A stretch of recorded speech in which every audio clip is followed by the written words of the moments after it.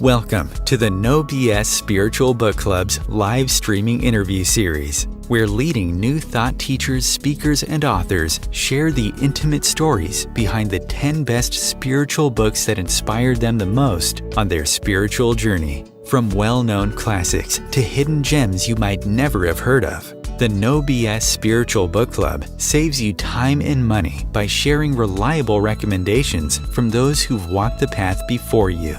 The No BS Spiritual Book Club, the only no BS guide to the best spiritual books to inspire your own journey of self-discovery. Here's your host, founder of the No BS Spiritual Book Club, Sandie Sedgbeer. Joining me today to share the stories behind his 10 best spiritual books is chief economist, shaman, activist and best-selling author John Perkins, who's the founder and board member of the non-profit organisations, the Pachamama Alliance and Dream Change Coalition. A leading expert on the lessons indigenous cultures can teach us, John Perkins has written 10 books on global intrigue and economics, geopolitics and indigenous cultures, including Touching the Jaguar, Shapeshifting and the classic Confessions of an Economic Hitman. John Perkins, welcome. Thank you, Sandie. It's wonderful to be with you. Thank you for joining us, John. Now, you've been initiated as a shaman in Amazonian and Andean indigenous cultures. You've lectured at Harvard, Oxford, and more than 50 universities, as well as economic forums and shamanic gatherings around the world. You have had two incredibly diverse paths in your life, and yet you've woven them brilliantly together. That makes me very curious to learn more about the books that influenced you and inspired your extraordinary journey. Yeah, it has been an extraordinary journey. You know, it's interesting when I speak at big economic conferences or corporate conferences, somebody's bound to raise their hand or come up to me afterwards and say, "You're not that woo guy who wrote those books on shamanism, are you?"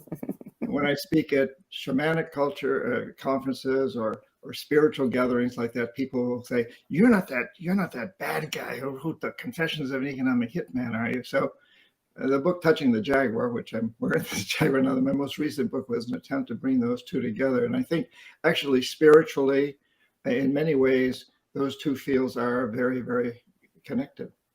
Yes, absolutely they are. And one thing I noticed about your list is that I would pretty much say a lot of the books on it are books that deal with these kinds of, clashes that people meet in life. There seems to be an oppressor and somebody is working against that to find themselves in the process. What attracts you to these kinds of books? Well, I think, one of the books that I listed is Graham Greene's The Power and the Glory. And that had a huge influence on me. Graham Greene had a huge influence on me back when I was an economic hitman. Officially, I was chief economist at a big consulting firm. But I was traveling around the world, basically exploiting countries. I believe that what I was doing was good for the countries at the beginning, because that's what's taught in business school and by the World Bank, et cetera. Mm-hmm. But over time, I began to see that was false, that we were lying to ourselves and to these other countries, that we were really helping were very rich people in their countries and in our own country, in big corporations. And Graham Greene dealt with these kinds of problems in many of his books. And The Power and the Glory is one of which is a Catholic priest who is in Mexico during the Mexican Revolution. And he's faced with this terrible dilemma that if he goes in and practices his vocation as a priest in communities, and certain people find out about this part of the revolution, they'll go in and kill people in that community. And so the question is, should he forsake his spiritual beliefs, his religion, or should he continue to do it, and knowing full well that it may end up getting people killed? So it's this conscience, this struggle with his conscience. And I was going through something very similar at the time. I read that book and several of his books back in the 1970s. And that kind of got me started on this path of really looking into myself and not necessarily relying on what I'd learned in college courses or what the World Bank had to say or the International Monetary Fund or any of those other organizations. Wow. Yeah. So, what year was that? When were you reading that book? Well, probably 75, 76, 75. mid-70s. So did that start the snowball rolling? Yes. Yeah, I think the snowball that started rolling, one of my clients was Omar Torrijos, who was the head of state of Panama. And he wasn't buying the stuff I was trying to sell him. He was one of the very few. There were only two, in my career, there were only two presidents who did not buy into the deals I was offering. And not buying in, they knew that their lives were at risk because the United States has, we've admitted that when people that don't buy into these deals that I describe in Confessions of an Economic Hitman, when countries' presidents don't join us in these deals in the countries that we really want to bring around, they tend to get overthrown or even assassinated. And the United States, we've admitted that we played a huge role in bringing around the demise of Salvador Allende, of Chile, of Arbenz, of Guatemala, of Lumumba, of the Congo, of Vietnam, of Mossadegh in Iran, and so on. And Omar was very aware of that, and yet he totally resisted. He had tremendous integrity, and I speak Spanish fluently, and I developed a relationship with him, and he began to tell me, he said, John, don't you really see what it is you're really doing in these countries? Come on, you got to understand this. And in fact, I was reading The Power and the Glory and a couple of other Graham Greene books while I was in Panama working with Omar. And during one of those trips, I actually got to meet Graham Greene. He was there writing a book called Conversations with the General, which was Conversations with Torrijos. And we quite serendipitously met in the lobby in the coffee shop of the Hotel Panama in Panama City. It was quite an amazing experience for me.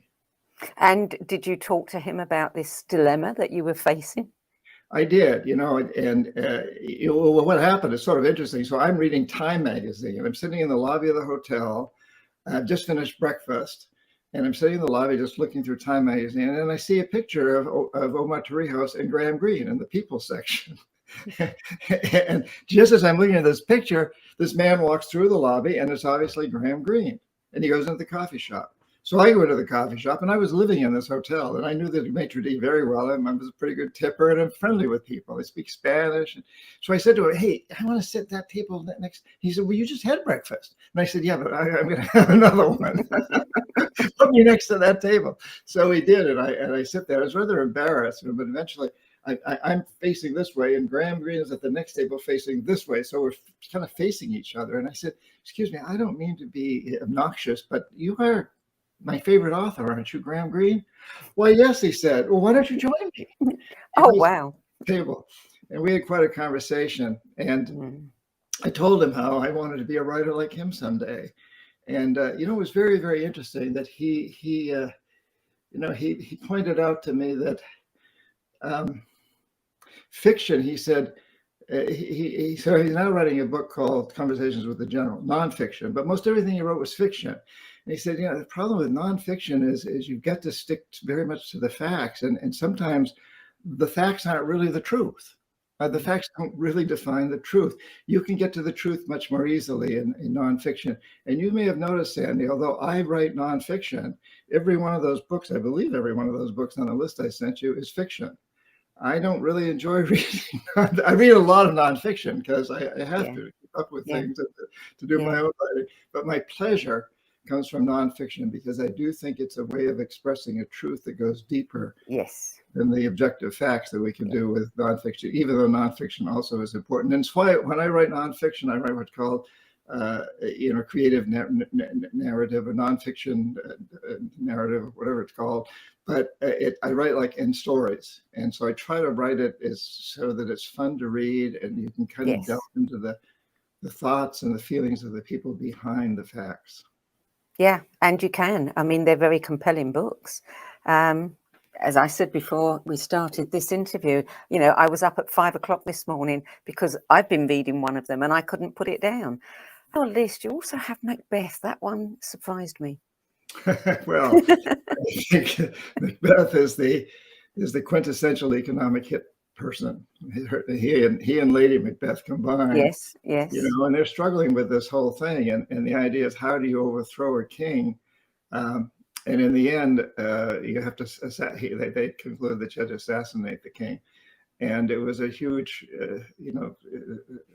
consciousness searching thing. And, this image of Lady Macbeth rubbing her hands and saying that she can't get the blood off her hands like this. That's, wow.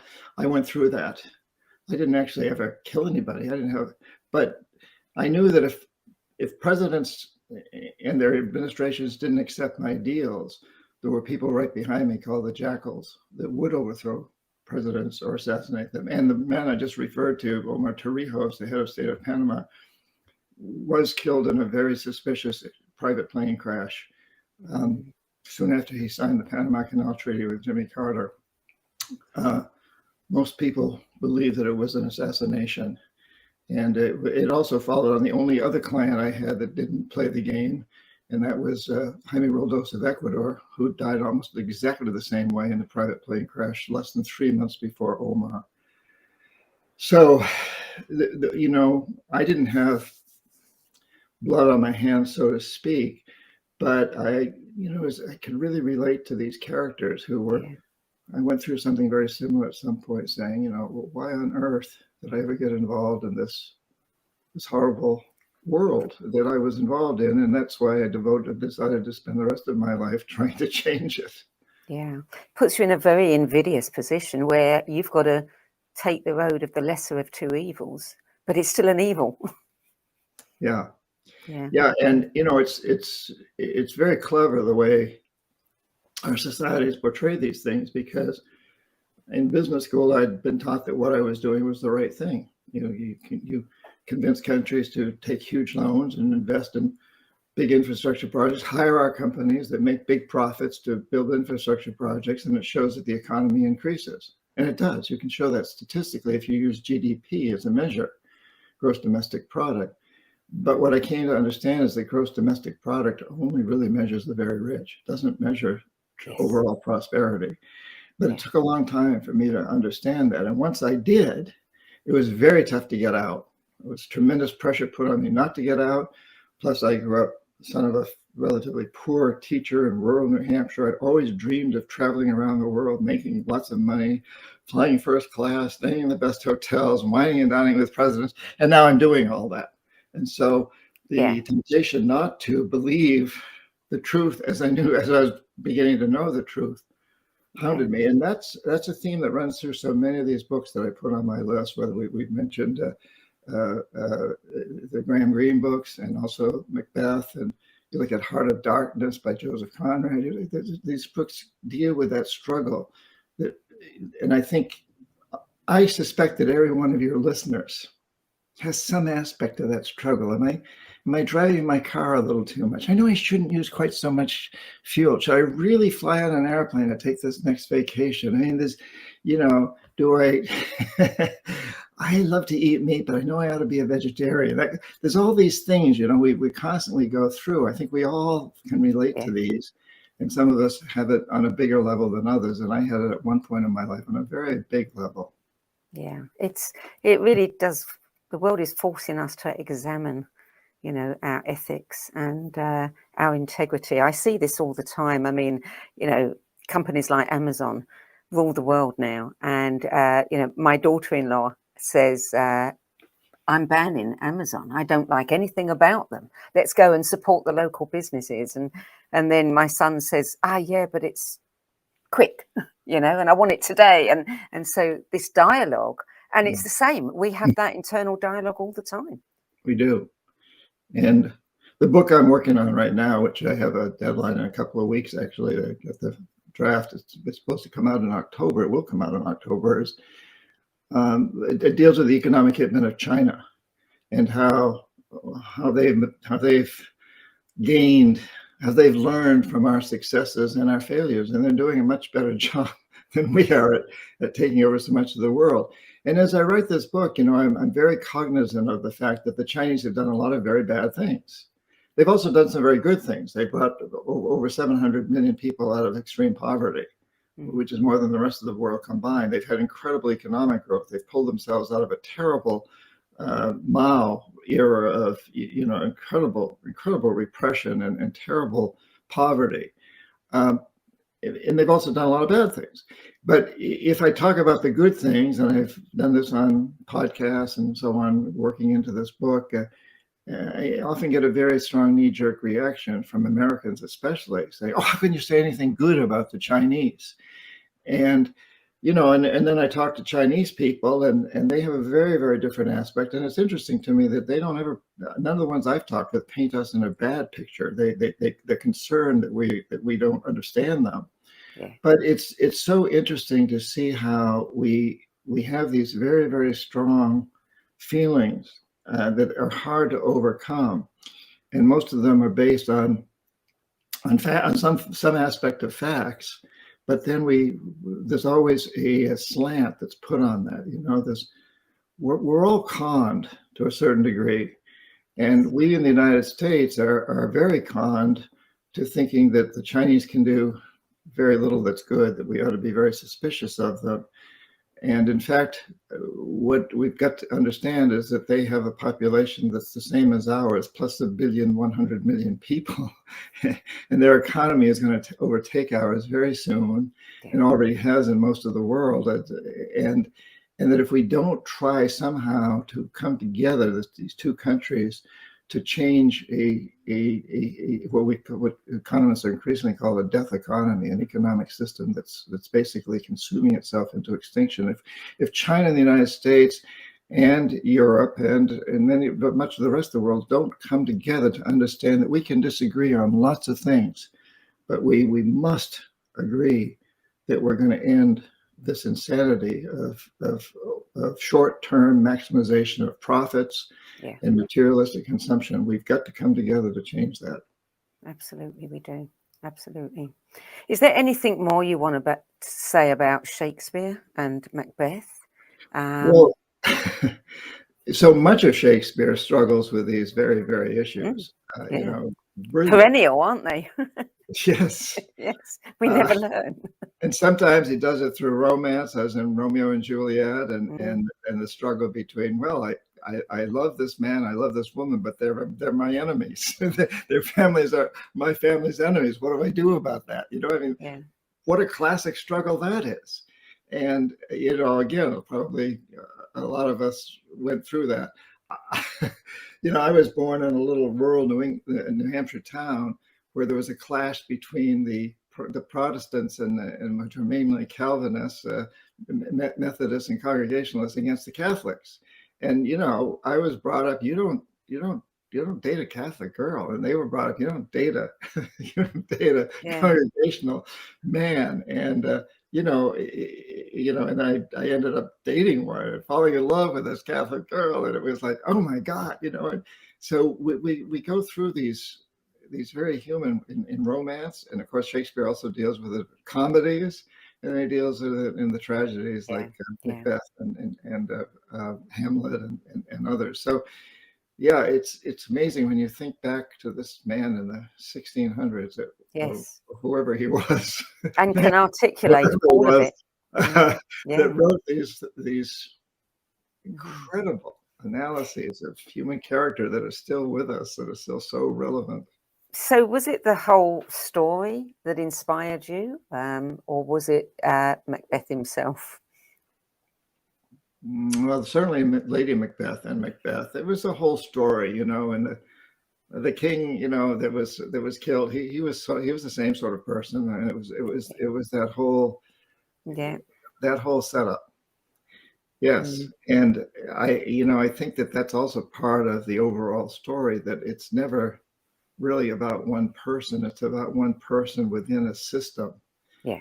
And Macbeth and Lady Macbeth were caught in this system of believing that you had to attain the power. You needed to become king because it was the best thing for everybody, really. And you had to do whatever it took to become king. Isn't that what's happening in Russia now? Doesn't he want to be king? Yes, of course. What is it with human nature? We always think we've got to have that power. Why do we think that power is so valuable? Yeah, I think it's the alpha male complex, and it also it can be the alpha female complex. It can go that way. Sometimes we forget that female animals can be extremely aggressive too, and protective of the territory, and even want to expand the territory. But it's particularly strong, I think, among males. I think testosterone drives that. You know, you think about the caveman standing at the edge of the cave, and his woman and his kids are behind him in the cave, and the saber-toothed tiger's coming to attack, and he comes out there with his spear to fend off the saber-toothed tiger. Now you wonder, well, why didn't that guy just leave? He could have crept around behind the cave and found another woman someplace, but the testosterone kicked in, and we hope it kicked in, and he defended his family against the saber-toothed tiger or the other enemy, whatever. And certainly that testosterone drive is a very strong one in human males, and I think it's something that we today are trying hard. I think throughout history, people have tried hard at various times to overcome that. It's a tough one to overcome. It is. And then there's businesses that thrive off of it. So let's not forget, as we talk about Putin, that also the United States military complex is thriving off this. It's an election year, and Biden to some people looked kind of wimpish when he pulled out of Afghanistan and the way he did it. So this is not necessarily serving against his interests, and I'm not doing anything to excuse what Putin has done. It's outlandish. It's horrible what he's done, but all of these factors come into play on both sides, and we have this long history. Yeah, everybody's doing it. Yeah, and war is wealth, isn't it? But you know, I think, Sandie, that herein lies the possible solution to the biggest problem that's facing us. And let's admit that all of these issues are somewhat small compared to the bigger issue, which is that we're destroying life on this planet as we know it. Life will survive, I'm convinced. You know, the cockroaches or the octopuses or something, they'll survive. But we're destroying life as we know it, and that's the big issue. And we're being distracted by all these other issues, including COVID, including race issues, and they're all important. I'm not saying they're not important, but they're distractions. And I often think, if there was a UFO hovering above us, if we were being threatened by aliens, what would we do? Wouldn't we come together? I think there's a very good chance the Chinese, the Russians, Brazilians, the Indians, the British, everybody, we'd all come together. So I believe it's time to admit that we are the aliens. We have defined ourselves as apart from rather than a part of nature. And that's the difference between us and the indigenous people that I've lived with in the Amazon, for example. They see themselves as a part of nature. Yes. And I think throughout our 250,000 plus years of human history, most of that time we've looked at ourselves as a part of nature, not dominant over, not human supremacy. It's only been within the last several thousand years, which is a blink in the eye of history, that we've seen ourselves as apart from. And when we see ourselves as apart from nature, we define ourselves as aliens. We are aliens on our own planet. And it isn't human beings. It isn't us. It's our attitude. It's our perception that to be successful, we need to dominate nature. We need to maximize short-term materialistic gain. And so if we can just see that we are these aliens, and we and China and Russia and India and Brazil and the United Kingdom and all of our countries we can disagree on a lot of things. We can disagree on Tibet. We can disagree on the U.S., what the U.S. is doing in Afghanistan or Iraq. We can disagree on Brexit. We can disagree on lots of things. But let's agree that we're going to stop defining ourselves as aliens. Let's agree that we're going to create a socioeconomic philosophy that says that to be successful humans, we have to create systems that benefit all life on this planet in the long run. Yeah. And and let that be the defining factor behind businesses. Let's create businesses that pay people to clean up pollution. It's quite simple, actually. Create a life economy, an economic system that cleans up pollution, that regenerates destroyed environments, that recycles, and that creates technologies that don't ravage the earth. If we can define ourselves as living within that context of being a part of nature and attack the alien idea that we're apart from, then we can start moving in the right direction. And that's my hope through all this. And that I think is this. That's the struggle. That's the Shakespearean struggle that we're all going through. Absolutely. Yeah. I want to come back to that once we've finished talking about your books, John, because there's so much more to say there. Let's talk about The Alchemist, Paulo Coelho, 1988, that was published. It consistently turns up on people's 10 best lists. What was it about this book that inspired you so much? Well, it's about the magic of transformation. But it's brilliantly written. It's a beautifully written book, and it's very short, which is nice. People can pick it up and read it fairly quickly.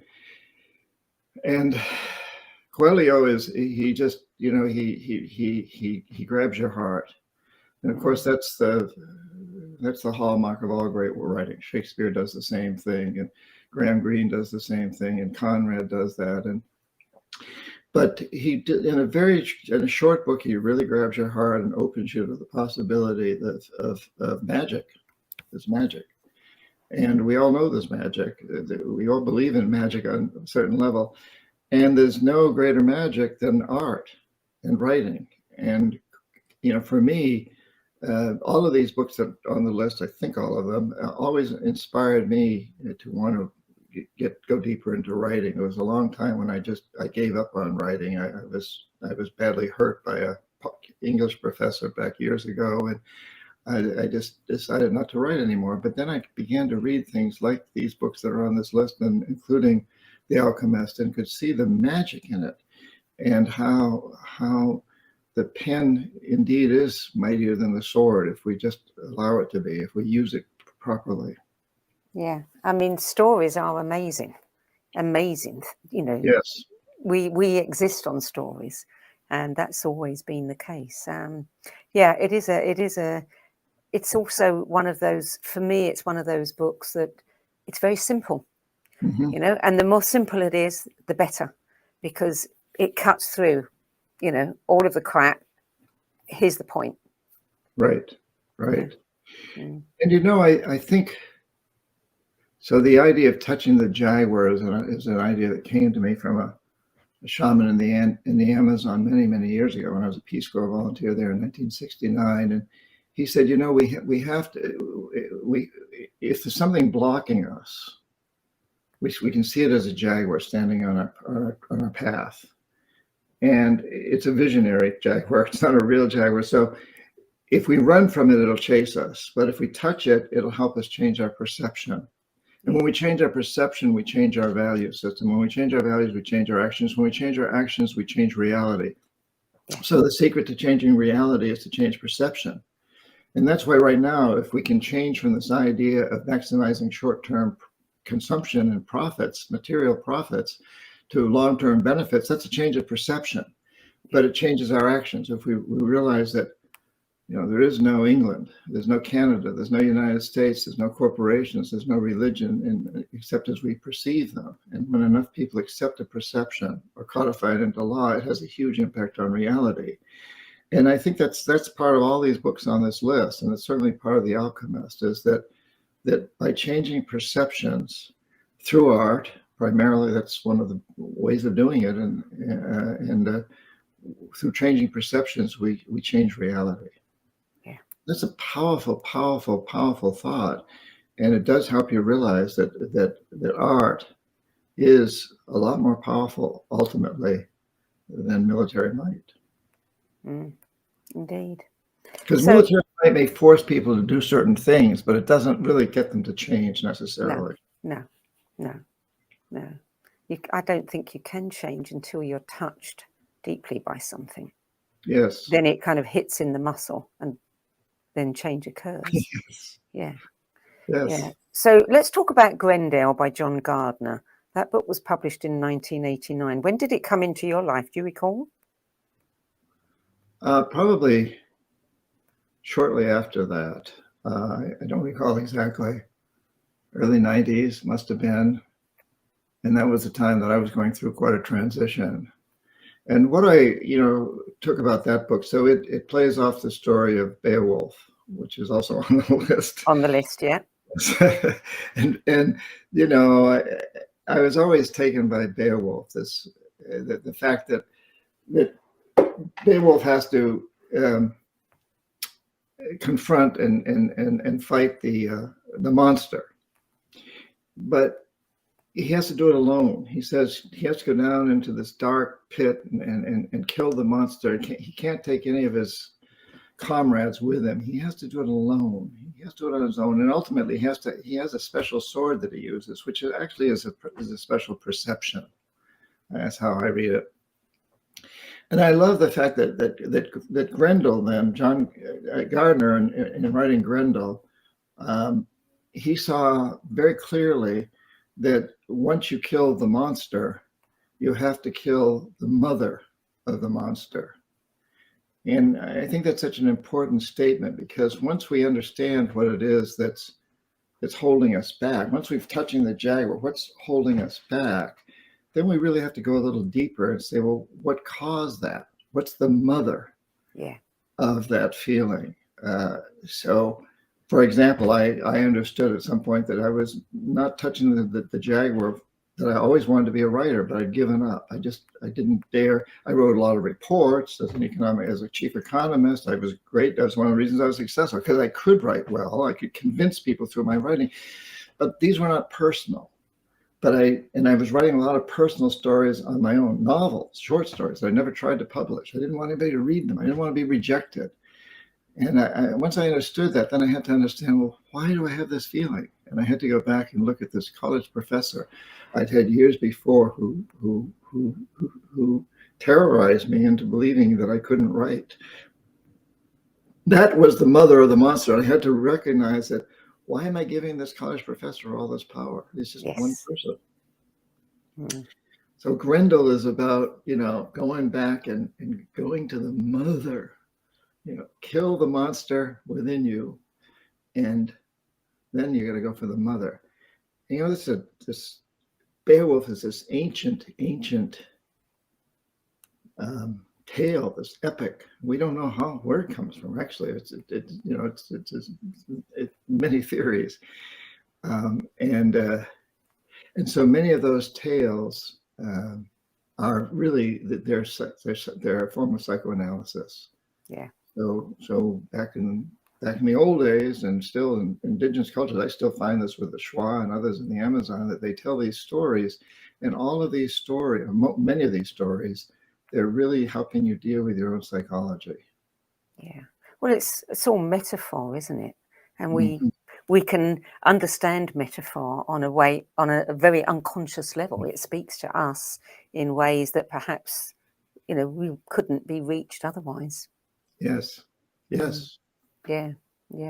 So where does A Gentleman in Moscow come into it, or Moscow, as the Americans say, Amor Tolls' book? I mean, that's an interesting one. Just before we came on, I was looking at this list that I'd sent you and wondering that very question myself.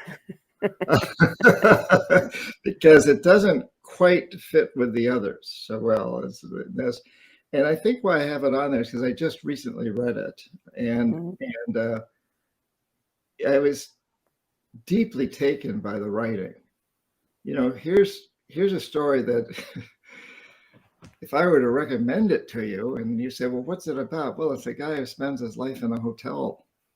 He's under house arrest after the Russian Revolution. And he's a nobleman who's put in this hotel and spends the rest of his life there. Well, that doesn't sound like a very exciting story, now does it? But the way it's written and the way that the author gets us in touch with our own sensuality, the descriptions of food, the descriptions of touch, the descriptions of feelings toward other people, magnificent. And, I think that's something that misses in a lot of writing. It's one of the reasons that I prefer fiction to nonfiction is because I love the sensual connection, and the sensual. I mean the senses. Yeah. I guess what I really mean is the sensuous. So there's a distinction there between sensuous, which is about the senses, and sensual, which is more sexual. And I'm talking actually sensuous. So it gets us in touch with the sensuous feelings of smell and taste. So, in The Gentleman from Moscow, he really goes into a lot of food stuff. You really can taste it. He's talking about the recipes and just the incredible descriptions of this hotel they're staying in, and the little girl and the older man peering down off this balcony, kind of spying on what people are doing in the lobby, in the dining room. I don't know. I just think it's a brilliantly written book, and I think it differs from the others in its theme in a way, but it's still dealing with a human being struggling within himself, given that he's this wealthy nobleman at one point, and then there's the Russian Revolution, and suddenly he's taken out of this beautiful, luxurious suite that he lived in and put in a little attic apartment. But he uses his imagination. He uses his skills to create this turn this little tiny apartment into its own world, and he does a magnificent job of it. And he's really having to deal with his own personal struggle of how he overcomes the perception that life has been destroyed. And he could have easily said, "Well, I've been ruined. I've been destroyed." And probably a lot of people would have done that and did do that. But he chooses instead to enjoy the adventure of life. And through this little girl, who then becomes a woman, and through her daughter, he helps create another world, which is a world for them as well as for him. Yeah, it's an interesting premise, because if you take someone away from all the distractions of life and your world shrinks, then of course you would go deeper into yourself. Everything that you have got at your disposal would come to the fore, the senses. You'd notice things around you in a way that you never would otherwise. Yeah. Well, yes. And some people wouldn't. And some wouldn't. And they would be destroyed. Yeah. So yes, it behooves us to understand that we can do that. Yeah. So one of your books is Kindred by Octavia Butler, which is the first science fiction written by a Black woman. And I read that it's become a cornerstone of Black American literature, which is an incredible combination of slave memoir, fantasy, and historical fiction. So what was it about that book that you enjoyed so much? Well, all of the things you just mentioned, plus the fact that it's about a woman in modern times transporting herself back into a previous life. And I'm always fascinated by the idea of past lives and future lives. And of course, the indigenous people I've lived with in the Amazon totally believe in past and future lives. And I think this book is an amazing affirmation of that process.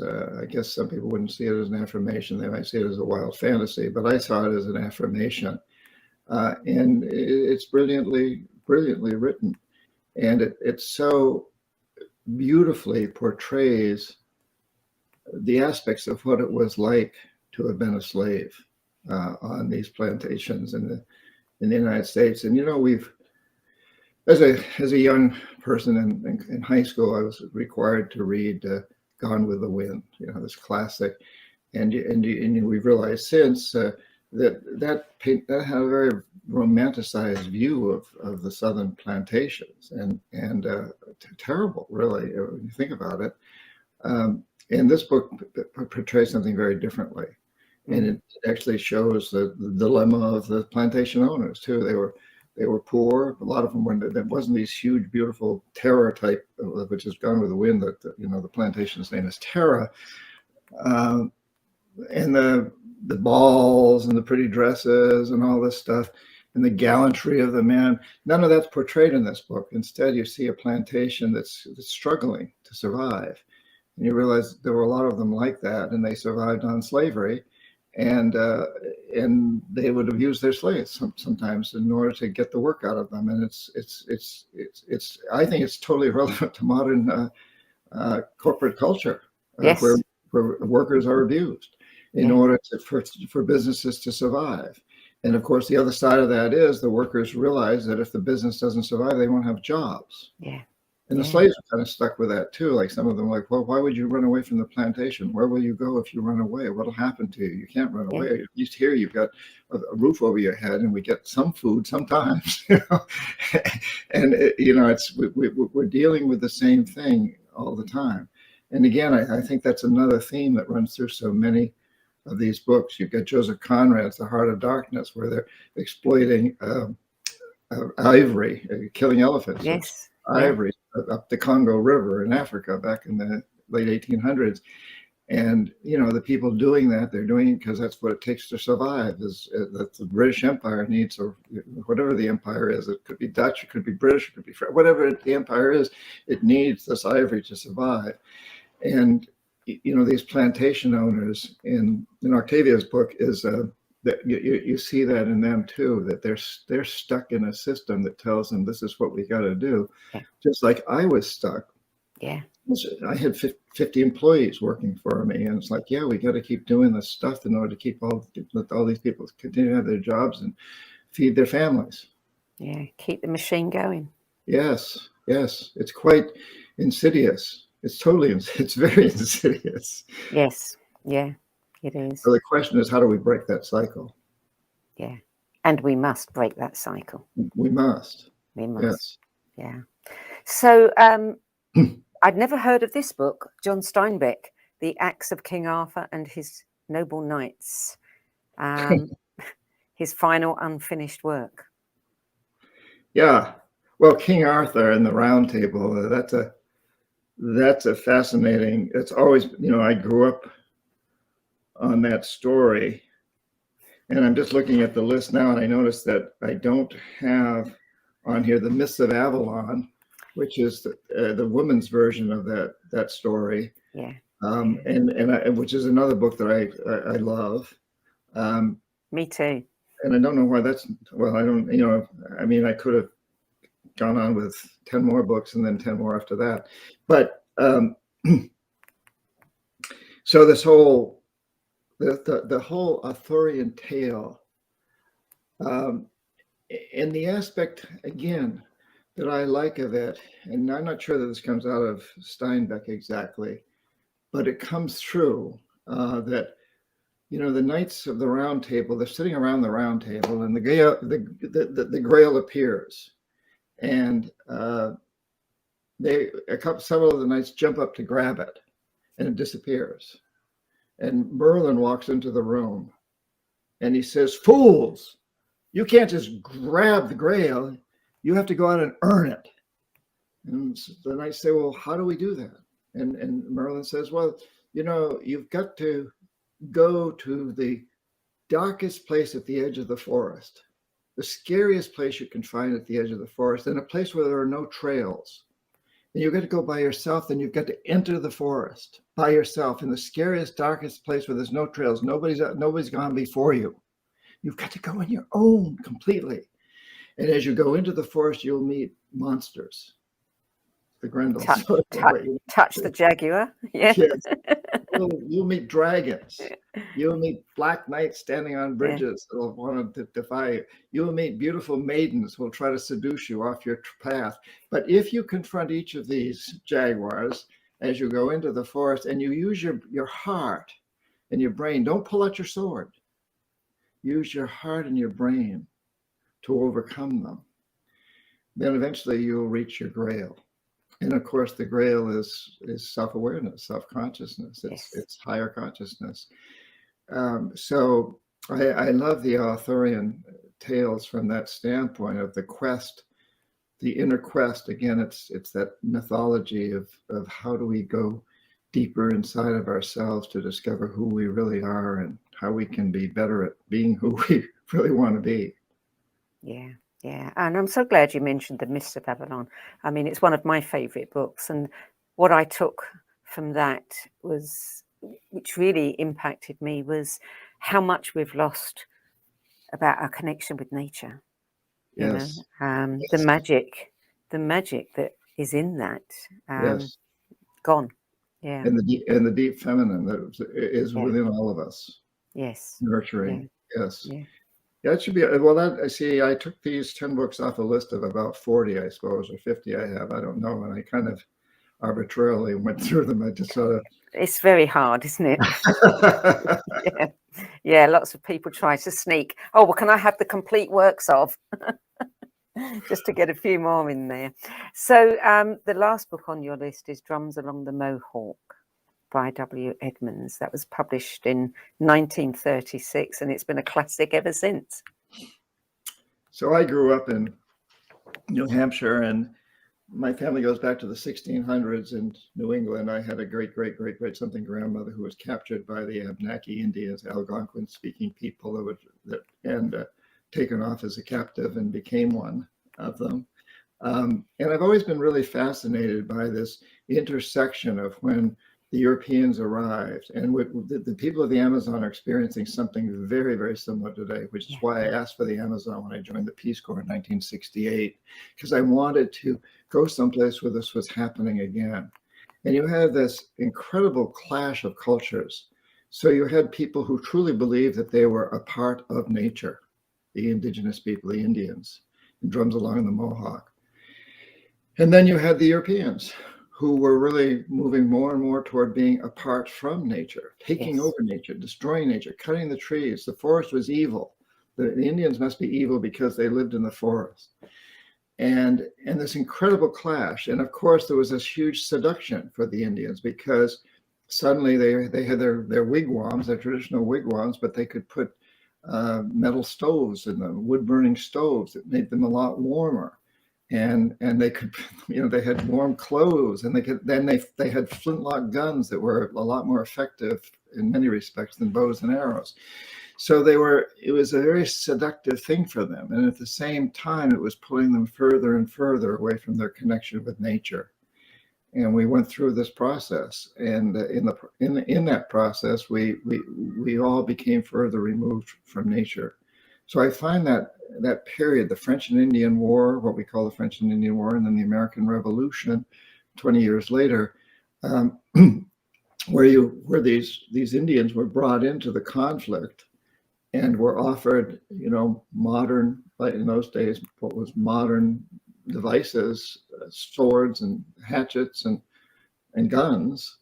And I've seen the same thing happen in the Amazon, where modern civilization, particularly missionaries and school teachers, go in and offer books, and they offer, well, if you just come around and go to our schools, we'll give you a machete, and a machete is revolutionized, and axes and saws have revolutionized the ways trees are cut. It's very hard to cut a tree with a wooden implement or one with a stone on the end of it as compared to an axe or a machete or a saw.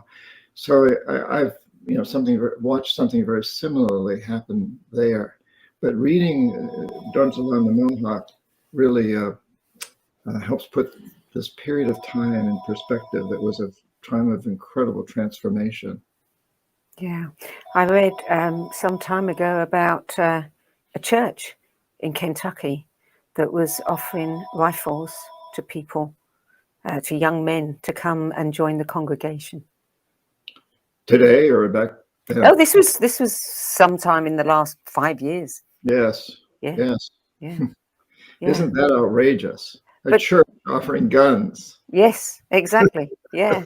And Wow. it's so interesting because the same thing is happening in the West, but instead of guns, we're being given phones and things, mobile phones that make our lives easier, but actually end up controlling us. Yes. Yeah. Yeah. It's the dilemma of changing technologies. Yes. The good and the bad that they bring with them. Yeah. Yeah. So how, with that in mind, I mean, everything that I've read of yours about the Shuar people is they're fighting so hard to maintain. I mean, the subtitle of your book is Wisdom from the Last Unconquered People of the Amazon. They're fighting so hard to maintain their way of life and to show us, what we need to remember and to open our hearts. Does technology, is that becoming one of the things that is also becoming a problem for them? How does that play into it? Yeah, it's a mixed bag, as it always seems to be. So they have a huge struggle against petroleum and mining companies now, both American, Canadian, European, and especially today the Chinese are getting bigger there also. And technology helps them to unite against these forces. They can connect with each other through cell phones or shortwave radios or whatever they happen to have, and organize. And they can bring lawyers into this situation and try to hold off these companies legally. At the same time, all of this stuff separates them from nature. And that starts with schools coming in. We think that books are great, that people learning to read. That's what this program is all about. But I've watched from 1968, when I first lived out there, all the little boys would spend their whole day with their dads in the forest learning about the animals. They were hunters, and they were learning, and they were hunters with tremendous compassion for the animals. Yes. And they learned that compassion. And the little girls would be with their mothers learning about the plants, because they dealt with the plants to eat and for medicinal purposes. And they really learn about the plants. They learn to love the plants and know that in future or past lives, they might be a plant or an animal. And then the schools come in, and suddenly they're no longer doing that. Instead, they're sitting in classrooms, and the teachers are telling them, well, you don't really need to learn from your mom or dad because it's all in the books. And so there's that separation. And of course, the separation gets bigger as computers come in and cell phones come in and all these things, and they're separating all of us more and more and more from being out in nature. I have a 13-year-old grandson who fortunately does not want to spend a lot of time on his phone. He does, and he's very good in school, and he's had to do a lot with the computers during the pandemic. But he also is very big on skateboarding and playing lacrosse and going in the woods and getting out into nature. Yeah. But it's a very difficult thing these days. A lot of young people just want to be on these telephones, and parents use that as a babysitter. So, these technologies are constantly moving us further away from nature, but at the same time, they're also giving us the opportunity to understand the science behind nature more. And I think the challenge today, Sandie, is that how do we bring these two together? How do we bring these two worlds together in a real balanced way? And we've recently been, I think, overly balanced toward the scientific, the industrial, the phones, making profits. And now we need to move into rebalance more toward really feeling nature, to being out in it, to feeling that business of being. Again, we get into the difference between apart from versus a part of. And technology increasingly makes us a part from. But let's help it become a part of. I'll give you an example. I love to jog and run in the woods, deep woods. And sometimes, especially as I've gotten older, I trip on a route on the trail. I go on pretty primitive trails. I like them. Sometimes I get off trail and I fall. And my partner, the woman I live with, my soulmate, is like, well, make sure you take your cell phone with you. You don't have to use it. You can turn it off. You don't have to get any calls, but have it with you in case you really get seriously hurt. You can call someone. Yeah. And I've done that. I take it with me and I turn it off. I don't use it, but it gives both of us a greater comfort that if something did happen, I would be able to get help. So, we can look at this as a double-edged sword. Absolutely, double-edged sword. We've only got a few seconds left, John. Very quickly before we finish, I know that you host life-changing adventures to the mountains and rainforests of Central and South America. What would I need to do to, is it just a matter of signing up? Is it that easy? Yes. Go to my website, johnperkins.org. And for one thing, register for my newsletter. It comes out once a month, fairly brief. You can put your email and the address in the little box.